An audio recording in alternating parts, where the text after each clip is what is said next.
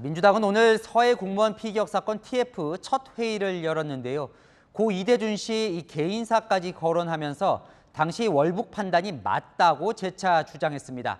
국민의힘 TF는 당시 대통령 첫 보고엔 월북이 아니라 추락사고로 적혀 있었다는 새로운 제보 내용을 공개했습니다. 유준 기자입니다. 민주당 서해 공무원 사망 사건 TF는 오늘 첫 회의를 열어 군과 해경이 월북 판단을 뒤집은 것은 현 대통령실 안보실의 영향 때문이라고 주장했습니다.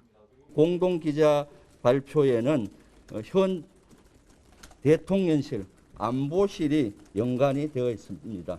안보실에서 이러한 자료도 검토하고 관련 내용을 협의한 정황들이 있습니다.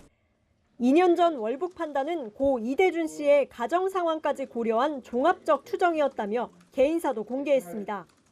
사망 책임을 이 씨에게 돌리는 듯한 발언도 나왔습니다.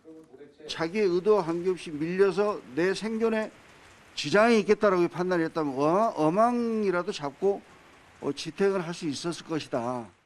유족 측은 채널A와의 통화에서 발언에 일일이 대응하지 않겠다고 밝혔습니다. 국민의힘 TF는 통일부를 찾아 당시 청와대에 보고한 문서들을 들여다봤습니다. 당시에 어떤 자료가 왔어야 됐는데 안 왔다. 그리고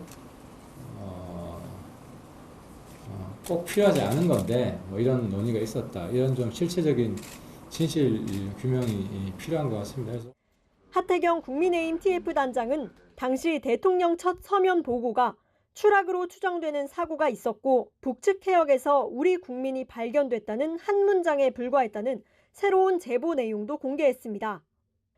그러면서 대통령 첫 보고에서는 전혀 월북으로 판단하지 않았고 북측 해역에서 발견됐다는 보고를 받고서도 구조 지시를 하지 않았다고 비판했습니다. 한편 법제처는 해양수산부로부터 당시 청와대가 해수부와 국방부에 보낸 공문이 대통령 기록물에 해당하는지 유권 해석을 의뢰받아 법리 검토에 들어갔습니다. 채널A 뉴스 유주은입니다.